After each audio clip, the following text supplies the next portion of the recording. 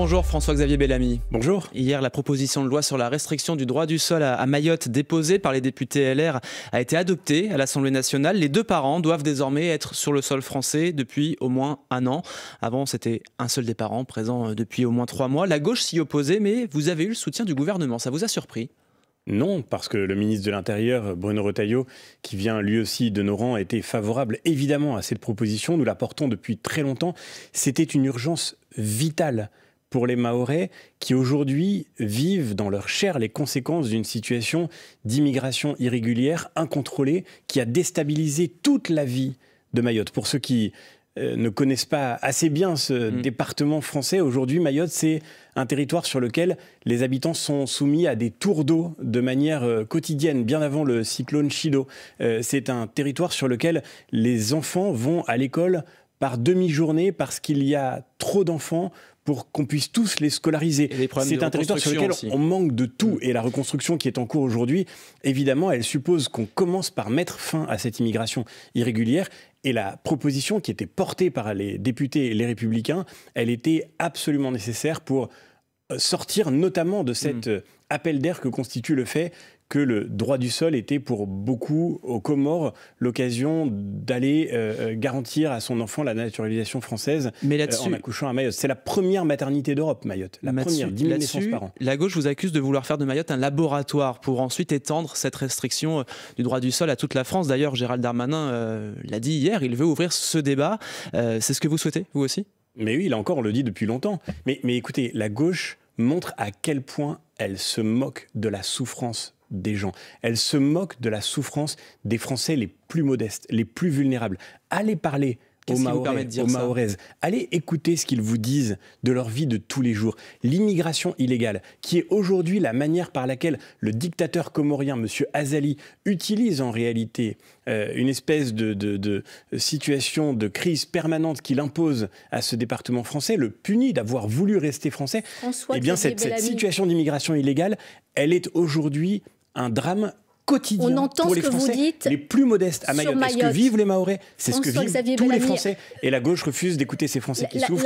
La question est d'en faire un laboratoire pour le reste de la France. Est-ce que clairement vous voulez déroger au droit du sol désormais sur le territoire métropolitain ? Oui, moi j'assume de le dire. Je pense que le droit du sol, aujourd'hui, dans la situation migratoire que nous vivons, le droit du sol n'est pas tenable. Mais c'est d'ailleurs en réalité une situation, la France, qui est singulière en Europe. Tous les pays européens n'ont pas le droit du sol. Ça n'empêche pas que ce sont de grandes démocraties et des pays qui respectent les droits de l'homme. Vous parlez d'immigration. Je veux juste revenir sur un mot que vous avez employé. Oui. Madame, Mayotte n'est pas un laboratoire. Mayotte, c'est la gauche qui dit, ce ne sont pas mes mots, c'est de la gauche. Oui, mais je les reprends à dessein parce que je suis absolument révolté de la manière avec laquelle les élus de gauche méprisent, je le redis, la souffrance des Mahorais et la souffrance des Français. Quand vous parlez d'immigration incontrôlée, les chiffres ne disent pas tout à fait ça. Selon l'INSEE, la part des immigrants en France est passée de 7,4% en 1990 à 10,7% en 2023. En 33 ans, c'est quand même très loin d'être une hausse spectaculaire. Mais c'est parce qu'on intègre toutes les naturalisations. C'est parce que par définition, des gens arrivent qui deviennent français par le droit du sol qu'on évoquait à l'instant. La difficulté, c'est que aujourd'hui, une personne née en France de parents étrangers est automatiquement française à 18 ans, après 5 ans de résidence. Donc elle n'est plus comptée dans la population immigrée en France. Mais moi, je vais vous raconter, madame, ce que j'ai vécu comme professeur, ce que vivent tant de gens qui aujourd'hui sont au contact de cette réalité de l'immigration qui a déstabilisé notre pays. Vous avez dans notre pays des dizaines de milliers de jeunes qui grandissent et qui n'ont pas reçu les conditions nécessaires pour se sentir vraiment appartenir à la France. Et dans cette situation-là, dans cette situation de fracture profonde qui traverse la société, mais comment ne pas le voir ? Dans cette situation, l'urgence, c'est de mettre fin à ces flux. Or, ils sont restés massifs. L'année dernière, on vient de l'apprendre. Aujourd'hui, il y a 5,6 millions d'étrangers en France sur près de 69 millions de Français. L'année dernière, nous avons accueilli sur le sol français un nombre record d'étrangers. On n'avait jamais délivré autant de titres de séjour que l'an dernier. Et c'était déjà le cas. Le record est battu par rapport à des années précédentes qui étaient déjà les années majeures. Et donc, évidemment, ça pose un problème manifeste pour reconstruire l'unité d'un pays, parce que c'est ça le défi aujourd'hui, c'est faire en sorte que nous soyons capables de reconstruire l'unité de la communauté nationale. Or, le problème, je le redis, l'unité peut se créer dans la diversité aussi. Mais la diversité, vous savez, aujourd'hui, est-ce qu'elle existe vraiment quand, en réalité, dans des quartiers de notre pays, vous avez, je le répète, une majorité écrasante de jeunes, je le redis comme professeur, qui sont issus de cette immigration récente et à qui nous n'avons pas transmis les conditions essentielles pour devenir vraiment français. Mais vous savez aussi que ces immigrés, ils travaillent dans des métiers, dans des secteurs en tension. On les a listés ici régulièrement, le BTP, la restauration, le nettoyage. La France a besoin de cette main-d'œuvre-là aussi. C'est là où, de manière extraordinaire, les belles intentions qui sont proclamées par la gauche deviennent en réalité le masque des calculs cyniques et notamment des calculs économiques qu'ils déguisent en réalité. Est-ce que vous croyez que c'est normal qu'on assume de justifier la situation d'impuissance migratoire dans laquelle nous nous trouvons par le fait que nous confions à des gens qui viennent du bout du monde des métiers que, soi-disant, nous ne voulons plus faire ou que nous ne pouvons plus faire? Est-ce que c'est normal, par exemple, que la France ne forme pas ses propres médecins, qu'elle décourage des vocations médicales par le numerus clausus, que nous n'ayons plus assez de médecins et qu'ensuite nous allions chercher, par exemple, sur le continent africain, les médecins qui vont venir soigner nos propres patients. Vous savez très bien qu'il y a des Français, il y a des métiers qu'ils ne veulent plus faire. Non, mais le nettoyage, le BTP, les soins... Il n'y a pas assez de monde. Et donc, madame, on va chercher... donc, ce sont des gens qui travaillent. Mais en fait, vous êtes en train d'expliquer qu'on va réhabiliter l'esclavage, en fait. Il y a des métiers. Pas du tout. Vous avez dit, pardon, je vous rappelle ce que vous venez de dire. Il y a des métiers que les Français... On peut dire que c'est une immigration économique. Il y a des métiers que les Français ne veulent plus faire. Ça voudrait dire qu'il y aurait des métiers qui s'ils seraient... sont en tension, de fait, oui, ça veut dire qu'on ne trouve plus la main-d'œuvre. Non, mais ça voudrait dire qu'il y aurait des métiers qui seraient indignes des Français. Non, je ne dis pas ça du tout. Il faudrait aller chercher des gens ailleurs pour les faire. Je dis juste qu'il y a des métiers que les Français ne veulent plus faire. Donc on a un problème de marché du travail, mais le problème du marché du travail, ça ne se résout pas forcément en allant chercher à l'extérieur de nos frontières des gens pour travailler à notre place. Ça se résout d'abord. Les chercher. Ils sont arrivés en France, on leur a donné un travail et certains ont envie de rester en France pour vivre, tout simplement. Les problèmes de notre marché du travail, ils se résoudront d'abord par le fait que nous retrouverons le sens de la valeur du travail, que nous arriverons à mieux payer ceux qui travaillent. Ça veut dire faire baisser enfin les charges qui pèsent sur le travail, qu'on arrivera à rendre du salaire à ceux qui bossent et qui font vivre notre pays. Pourquoi est-ce que les gens ont effectivement aujourd'hui du mal à recruter dans des secteurs entiers? Parce que quand vous êtes dans le pays où le travail est le plus chargé d'Europe, quand vous êtes dans le pays où les charges sociales sont les plus lourdes de l'OCDE, évidemment que c'est difficile de rendre vos métiers attractifs. Ça fait partie du problème. Quand vous êtes dans le pays des 35 heures, le pays qui a collectivement, d'une certaine manière, renoncé au travail, un pays dans lequel il est parfois plus facile de s'en sortir par d'autres moyens que par le travail normal rémunéré dans un cadre légal, eh bien évidemment qu'on fait d'énormes problèmes sur le marché du travail. Mais la solution ne sera pas l'immigration. Et la meilleure preuve de ça, je vais vous dire, c'est que ça fait des années qu'on accueille des dizaines de milliers et maintenant des centaines de milliers d'étrangers sur le sol français chaque année. Ça, c'est l'immigration légale. Ça fait des années que des dizaines de milliers de personnes rentrent illégalement sur le sol français. Et malgré ces arrivées massives, nous avons toujours des problèmes de tension sur le marché du travail. Vous voyez bien que ce n'est pas la solution. Ça vous a étonné d'entendre parler, François Bayrou, de sentiments de submersion venant de sa part? Mais ce qui est étonnant, c'est que ça étonne des gens. Mais enfin, est-ce que vous parlez aux Français? Et moi, j'ai envie de demander à ces élus de gauche qui s'indignaient hier de cette proposition de loi sur Mayotte, depuis quand avez-vous été à Mayotte? Quand est-ce que vous avez parlé aux Mahorais, aux Mahoraises, qui sont bien sûr des Français? Est-ce que moi, ce que je trouve sidérant, c'est qu'on en soit encore à ce déni de réalité qui, je le répète, est infiniment coupable parce qu'il laisse dans la souffrance des milliers de Français qui aujourd'hui sont en première ligne dans la réalité des conséquences de ce chaos migratoire. Hier, le tribunal administratif de Melun a annulé l'obligation de quitter le territoire français de l'influenceur algérien Doualem. Il avait été expulsé, je le rappelle, le 9 janvier vers l'Algérie, qu'il avait aussitôt renvoyé à Paris, où il était depuis placé en centre de rétention. Il devrait donc être remis en liberté. Pour vous, c'est quoi? C'est un camouflet pour Bruno Retailleau, le ministre de l'Intérieur? Non, c'est un révélateur de la situation actuelle de la France, d'une situation d'impuissance. De l'État français qui prend des décisions qui ne sont pas suivies des faits? Et d'abord d'une impuissance qui est aussi l'occasion, Bruno Retailleau l'a dit en ces termes, d'une forme d'humiliation sur la scène internationale, parce que l'État qui se comporte comme un hors-la-loi dans cette affaire, c'est l'Algérie. L'Algérie refuse de reprendre l'un de ses ressortissants qui est identifié comme tel par un passeport biométrique. Elle déroge en cela, elle transgresse les conventions internationales les plus fondamentales qui stipulent que vous avez le devoir de recevoir vos ressortissants. C'est un devoir international. Et la justice française, par sa jurisprudence, bien plus d'ailleurs que par la loi, la justice française donne raison à cet État voyou aujourd'hui. Et je crois que cette situation... Elle dit aussi que l'autorité administrative s'est précipitée.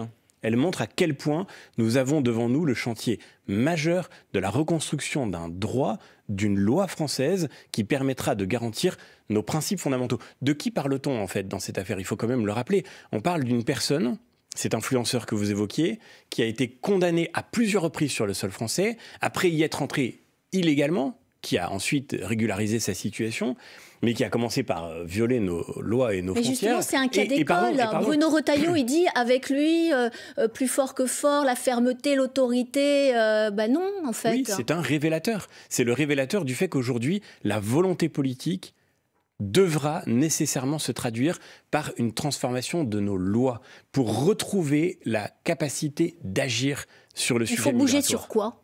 Il faut évidemment rompre avec ces années de jurisprudence qui ont interprété le droit dans le sens de cette impuissance publique. Moi, je ne condamne pas la Cour qui rend cette décision, elle ne fait qu'appliquer cette jurisprudence. Mais ça montre que, en bonne démocratie, la loi, c'est ce qui est le résultat de la volonté du peuple. Il faudra que l'alternance, et nous ne croyons pas, et Bruno Retailleau le premier, que nous soyons aujourd'hui dans une situation d'alternance. Nous n'avons pas encore à droite une majorité pour changer la loi, mais il faudra que cette majorité se construise pour que, comme les députés LR l'ont fait hier sur Mayotte, on puisse, pour toute la France demain, retrouver la capacité d'agir sur le sujet migratoire. Est-ce que cette décision ne montre pas aussi un peu de précipitation, de communication pour montrer les bras très clairement face à l'Algérie ? Bien sûr que non. Et moi, je remercie Bruno Retailleau d'avoir décidé d'expulser cet influenceur. Il fallait le faire. La volonté politique ne doit pas abdiquer devant l'impuissance. Et moi, je crois que pour une fois, on a un ministre de l'Intérieur qui refuse de se résigner. Il a évidemment le soutien de tous les parlementaires de notre famille politique. Et moi, je voudrais lui dire ma reconnaissance parce qu'aujourd'hui, il fait la démonstration qu'on peut reprendre le cap de principes clairs. Ce sont ces principes que les Français attendent sur la question migratoire. François-Xavier Bellamy, vous restez avec nous. Ce 8h30 se poursuit après le fil info à 8h45 avec Thomas Giraudot.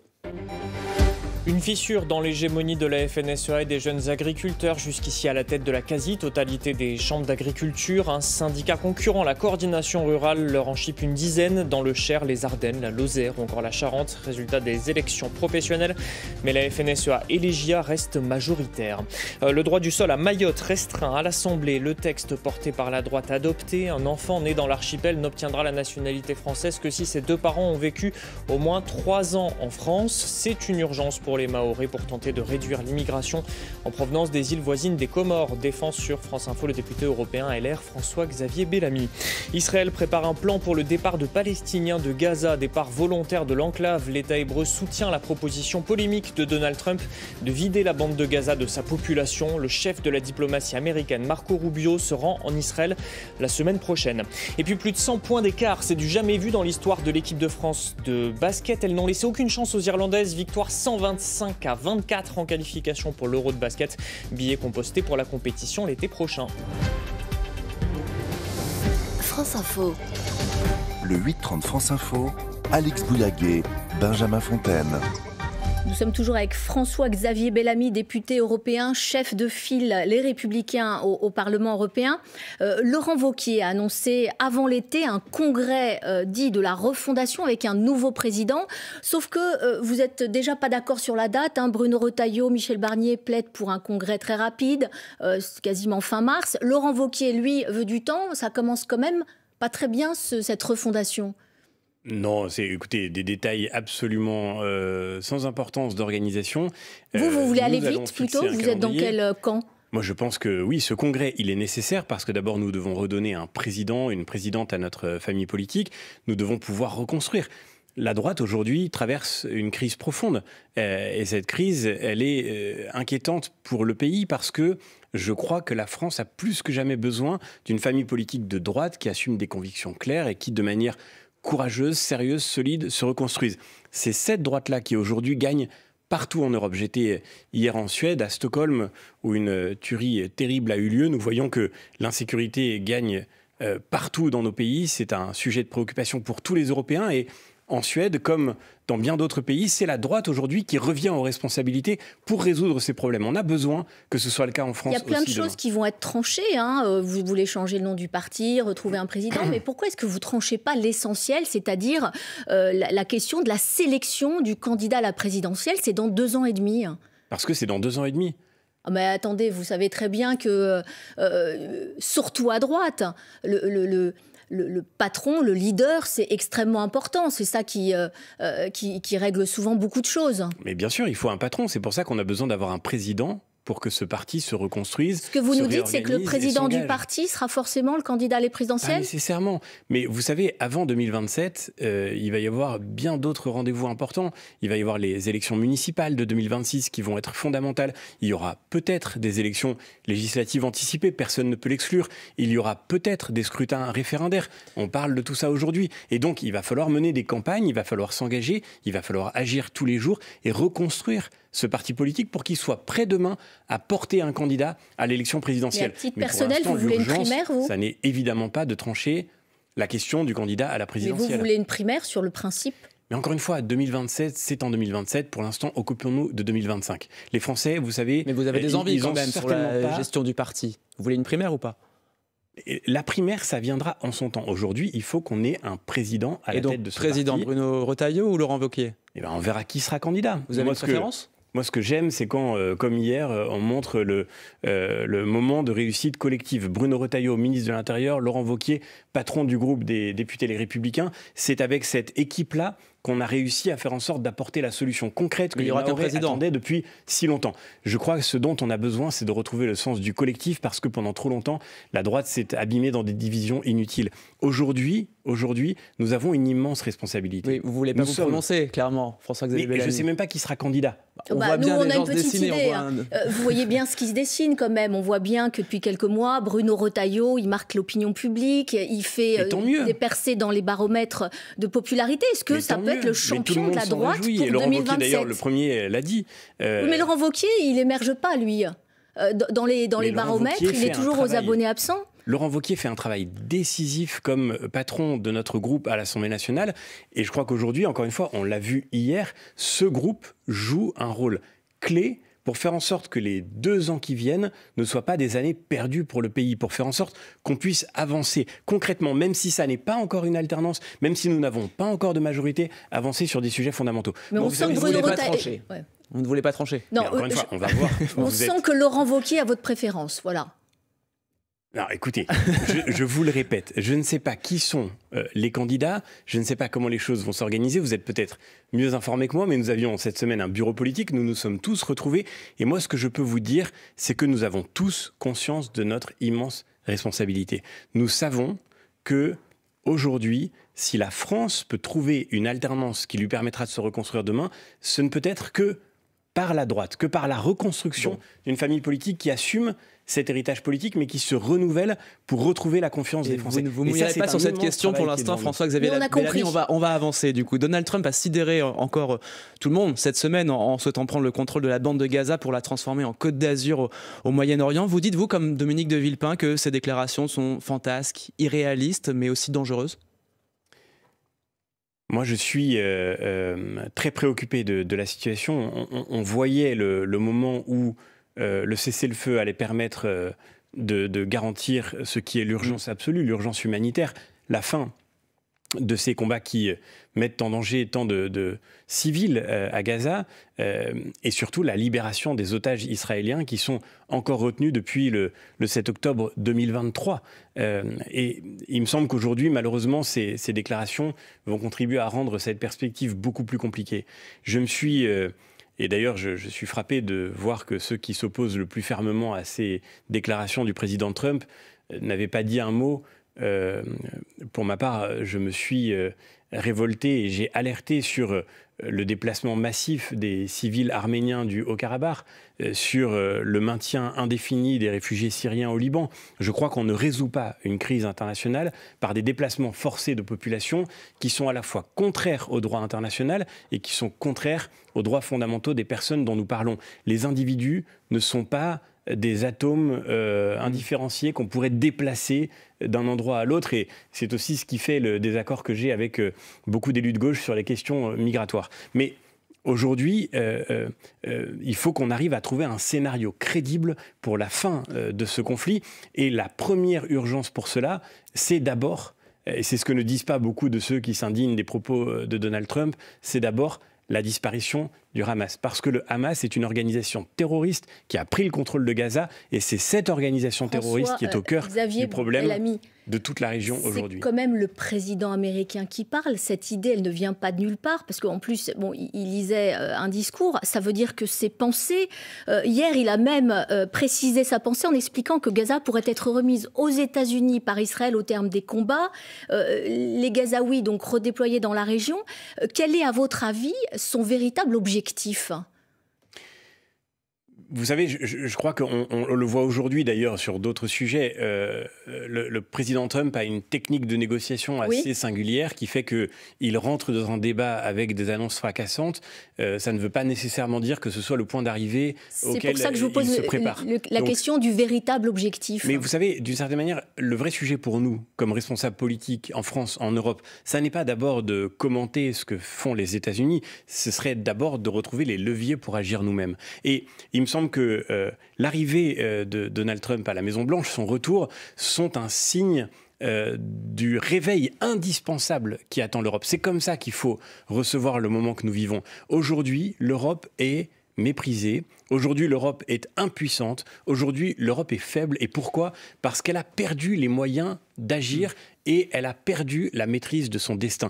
Toute la campagne européenne que j'ai conduite il y a quelques mois était concentrée sur cette nécessité. Il faut retrouver la maîtrise de notre destin. Et ça suppose de retrouver les moyens d'agir pour notre propre défense. Ça veut dire qu'Ursula von der Leyen, la patronne de la Commission européenne, ne fait pas le boulot ? En tous les cas, les 5 dernières années ont été, et j'ai été dans l'opposition à la plupart des textes qui auront été adoptés, notamment sur les questions environnementales. Lorsqu'on a décidé d'opter pour un agenda de décroissance, on ne peut pas s'étonner qu'on récolte cette fragilité, y compris géopolitique, dont on hérite aujourd'hui. En 2008, avant la crise financière que les États-Unis ont déclenchée, en 2008, le PIB européen était légèrement supérieur au PIB américain. Aujourd'hui, nous sommes 80% en dessous des États-Unis. Cette faiblesse dans notre prospérité, la faiblesse de nos entreprises, l'agenda réglementaire intenable que nous leur avons imposé, l'asphyxie qui paralyse tous ceux qui produisent en Europe, si Donald tout cela, Trump veut relever, et je le dénonce depuis des années, les droits tout cela de douane, fait qu'en effet, nous avons perdu les moyens d'agir, y compris sur le plan international. Si Donald Trump veut relever les droits de douane de l'Union européenne doit répondre œil pour œil, dent pour dent ? Mais aujourd'hui, elle ne le peut pas. Pourquoi est-ce que les Européens sont si silencieux ? Parce que, notamment, ils ont fait depuis très longtemps reposer leur défense sur leur alliance avec les États-Unis. Pourquoi elle peut très bien décider sur certains secteurs de faire pareil, de relever aussi les droits de douane sur les exportations américaines. Moi, je travaille tous les jours à Bruxelles, à Strasbourg, avec des élus de tous les pays européens. Aujourd'hui, la plupart d'entre eux se disent « Que se passera-t-il si demain, Donald Trump décide de quitter l'OTAN, de quitter l'Alliance Atlantique, s'il retire la protection américaine en matière militaire à l'Europe, que se passera-t-il ? Nous serons totalement démunis. Nous n'avons pas les moyens de nous défendre nous-mêmes. Et donc on fait quoi ? Moi, ce que je dis aux Européens, c'est que c'est le moment d'assumer, de reconstruire notre capacité de garantir notre propre sécurité. Et ça veut dire que nous puissions donner demain à nos forces armées nationales, je ne crois pas du tout à une armée européenne, à une défense européenne, mais que nous redonnions à nos armées nationales les moyens de leur mission. Que ça veut dire quoi ? On crée un programme en commun où chaque pays individuellement doit... Mais c'est des centaines de milliards, ça. Bien sûr, mais c'est un effort immense. Mais qui veut le faire, cet effort immense ? Mais c'est aussi, à travers cette industrie de défense, de l'emploi, Donald Trump, il ne dit pas autre chose, il dit dépenser plus pour votre défense. Oui, mais le point de désaccord que nous aurons avec lui et qu'il faudra affronter, c'est qu'il dit dépenser plus chez nous, en achetant américain. L'an dernier, les Européens ont acheté 78% de leurs armements à l'étranger. Il y a un manque de solidarité des pays européens entre eux. Il y en a effectivement qui achètent aux États-Unis. Déjà, peut-être commencer par acheter groupés. C'est pas tant un manque de solidarité que le pari qui a été fait depuis longtemps, le pari de la dépendance. Le pari des Européens, pendant longtemps, ça a été la dépendance à l'égard de la Russie pour l'énergie, la dépendance à l'égard de la Chine pour le commerce, la dépendance à l'égard des États-Unis pour la sécurité. Et on achetait américain, en tous les cas beaucoup de pays européens, mais nous-mêmes d'ailleurs français, nous nous faisons croire que nous sommes totalement indépendants, mais la vérité c'est que notre armée aujourd'hui, malgré son courage, malgré son engagement, elle n'aurait pas les moyens d'affronter un conflit de haute intensité comme celui qui se vit aujourd'hui sur le sol européen en Ukraine. Et donc la vraie question c'est comment est-ce qu'on fait en sorte de mettre en effet les moyens qu'il faut pour que nous soyons capables de reconstruire une industrie de défense dans nos pays. Et ça passe par quoi très rapidement ? Ça passe par le programme EDIP, par exemple, dont je suis rapporteur, un programme pour une industrie de défense européenne. Et moi, je veux mener ce combat qui va être très rude dans les institutions européennes pour que ce soit l'occasion de regagner dans la souveraineté de nos pays et dans l'autonomie de l'Europe pour sa propre défense, plutôt que d'alimenter nos dépendances, ce qui va être la grande tentation des Européens. C'est à cette tentation qu'il faut mettre fin aujourd'hui. Merci François-Xavier Bellamy, invité du 8h30 France Info. Merci Alix. À demain dans un instant. Les informés sur France Info en compagnie de Renaud Dely.